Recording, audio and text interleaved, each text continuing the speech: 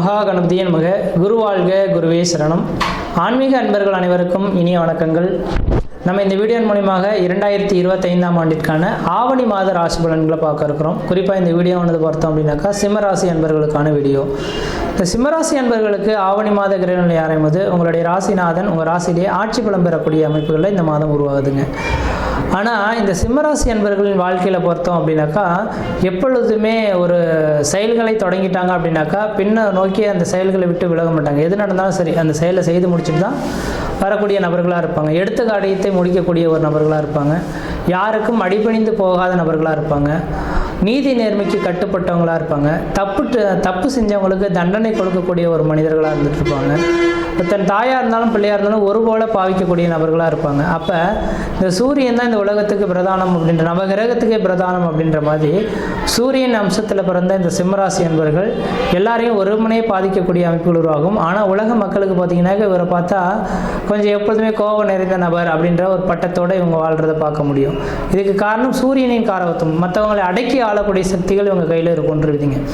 அப்படிப்பட்ட இந்த சிம்மராசி என்பவர்களுக்கு இந்த ஆவணி மாத கிரகநிலை ஆரம்பித்து ஆகஸ்ட் மாதம் 17ஆம் தேதியிலிருந்து செப்டம்பர் 16 தேதி காலகட்டம் வரலும் இந்த ஆவணி மாத கிரகநிலை நடக்க போகுது. இந்த ஆவணி மாத கிரகநிலையில் உங்கள் ராசிநாதன் ஒரு ராசியிலே ஆட்சி பலம் பெற்றிருந்தாலும் ராசியில் இருக்கக்கூடிய கேது பகவானோட இணைவு ஏற்படுறதை பார்க்க முடியுது. அப்போ இந்த மாத காலகட்டத்தில் ஒரு வளர்ச்சியும் இருக்குது, அதுக்கு தகுந்த ஒரு தளர்ச்சியும் இருக்கிறத பார்க்க முடியுதுங்க.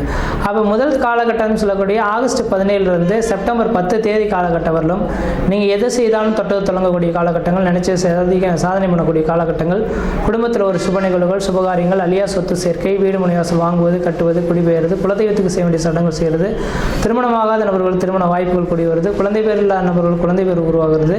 இது மாதிரி சுப நிகழ்வுகள் நடக்கக்கூடிய ஒரு காலகட்டங்களாக இந்த காலகட்டங்கள் இருந்துகிட்ருக்கும். ஆனால் செப்டம்பர் 10 தேதியிலிருந்து 16 தேதி காலகட்டம் வரலும் கேதுவோட நெருங்கிய பாகையில் இந்த சூரியன் இருக்கக்கூடிய காலகட்டத்தில் உங்களுக்கு உயர் அதிகாரிகள்னால தொந்தரவுகள் ஏற்படலாம். அரசு அதிகாரிகள்னால உங்களுக்கும் உங்கள் தொழிலுக்கு பாதிப்புகள் ஏற்படலாம். வண்டி வாகனத்தினால் தடைகள் ஏற்படலாம். கீழே மேலே விழுந்து சிராய்ப்பு காயங்கள் ஏற்படக்கூடிய காலகட்டங்கள், பிரச்சனைகள் உங்களை தேடி வரதுக்கான காலகட்டமாக இருக்கும். அந்த ஒரு 6 நாட்கள் மட்டும் கொஞ்சம் கவனமாக இருந்து செயல்பட்டிங்கன்னா பிரச்சனைகள்லேருந்து மீண்டு வரதுக்கான ஒரு காலகட்டங்களாக உங்களுக்கு உருவெடுக்கின்றீங்க. அதனால் இந்த மாத காலகட்டத்தில் முற்பகுதியில் அதுவும் ஒரு 24 நாட்கள் அதிர்ஷ்டமாகவே இருந்துட்டு இருக்கிறத பார்க்க முடியுது. அதுக்கு பின்னர் வரக்கூடிய ஒரு 6 நாட்கள் மட்டும் கவனமாக இருக்கக்கூடிய காலகட்டங்களாக இருந்துட்டு இருக்கின்றீங்க. அடுத்ததாக பார்த்தோன்னா ராசிக்கு 2ஆம் இடத்தில் தனஸ்தானத்தில் செவ்வாய் பகவான் உட்காந்துருக்கார். எப்பொழுதுமே நீங்கள் கோபம் நிறைந்த நபர் தான், எதுவுமே வெட்டு ஒன்று துண்டு ரெண்டுன்னு பேசிடுவீங்க. இப்போ இந்த நேர காலங்களில் செவ்வாய் வேற வந்து உட்காந்துட்டாரு அப்படின்னாக்கா குடும்பத்தில் இருக்கக்கூடிய நபர்களோட கொஞ்சம் கருத்து வேறுபாடுகள் ஏற்படலாம். நாம் சொல்லக்கூடிய கருத்துக்கள் தன் மனைவி கேட்க மாட்டாங்க, அல்லது மனைவி சொல்கிறத நீங்கள் கேட்க மாட்டீங்க. இருவருக்கும் தேவையில்லாத பிரச்சனைகள் வரலாம். தாய் தந்தையரிடையே ஒற்றுமைகள் குறைந்து போகலாம். பிரச்சனைகள் அதிகரிக்கக்கூடிய காலகட்டம் உருவாகும். அப்போ சிம்மராசி என்பவர்கள் இந்த மாத காலகட்டம் மட்டும் கொஞ்சம் முழுமையாக பொறுத்து இருந்திருக்கிறது நல்லாயிருக்கும். அதாவது பேசாமல் இருக்கிறது, மௌன விரதம் கடைபிடிக்கிறது ரொம்ப விசேஷம் எடுத்துங்க. பேச்சினாலே பல்வேறுபட்ட பிரச்சனைகள் அவ்வப்போது வந்துட்டு போகலாம். அதனால் பேச்சு கொஞ்சம் குறைச்சி கொள்வது ஓரளவுக்கு நல்ல பலன்களை தரும். அடுத்தது பார்த்தோம் அப்படின்னா ராசியிலே கேது பகவான் இருக்கிறது தீர்த்த யாத்திரைகளுக்கு சென்று வர்றது பிரச்சனைகளுக்கு தீர்வு கிடைக்கும். இப்போ வாய்ப்பு கிடைச்சா திருச்செந்தூர் முருகப்பெருமான் அல்லது காளகஸ்தி, ராமேஸ்வரம் போயிட்டு கடலில் மூழ்கிட்டு வர்றது ஓரளவுக்கு நல்ல பலன்களை தரும். இந்த பிரச்சனைகளுக்கு தீர்வு ஏற்படும். அடுத்தது 7ஆம் இடத்தில் ராகு பகவான் இருக்கிறது. கணவன் மனைவியிடையே அப்போது கருத்து வேறுபாடுகள் ஏற்படலாம். நீங்கள் கொஞ்சம் விட்டு கொடுக்காமல் போயிருந்தாங்கனாக்கா அது டைவர்ஸ் கேஸ் லெவலுக்கு கொண்டு போகிறதுக்கான வாய்ப்புகளும் இருக்குது. அதனால் 2026 டிசம்பர் மாத காலகட்டம் வரலும் கணவன் மனைவி உறவுகளை மட்டும் கொஞ்சம் விட்டு கொடுத்தாமல் போய்க்கிறது நல்லாயிருக்கும். அடுத்தது 8ஆம் இடத்தில் சனி பகவான் உட்காந்துருக்கார். 8ஆம் இடமானது அடிவயிறு சார்ந்த பிரச்சனைகள். உங்களுக்கு சரியான நேரத்தில் சாப்பிட மாட்டீங்க, அதனால் அல்சர் சம்மந்தப்பட்ட கம்ப்ளைண்ட் வரதுக்கான வாய்ப்புகள் அடுத்த 2.5 வருட காலத்துக்கு இருக்கிற மாதிரி தெரியுது. கொஞ்சம் கவனமாக கரெக்டான நேரத்தில் மட்டும் சாப்பாடுகளை நீங்கள் பயன்படுத்திக்கிறது ஓரளவுக்கு நல்லாயிருக்கும்.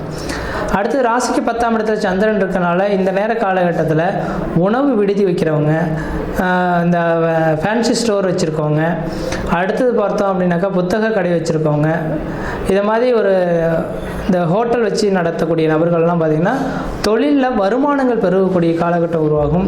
நீங்கள் எதிர்பார்த்த மாதிரியான ஒரு வருமானங்களை பெருக்கக்கூடிய ஒரு மாத காலகட்டமாக இந்த நேரம் வந்துட்டுருக்கு.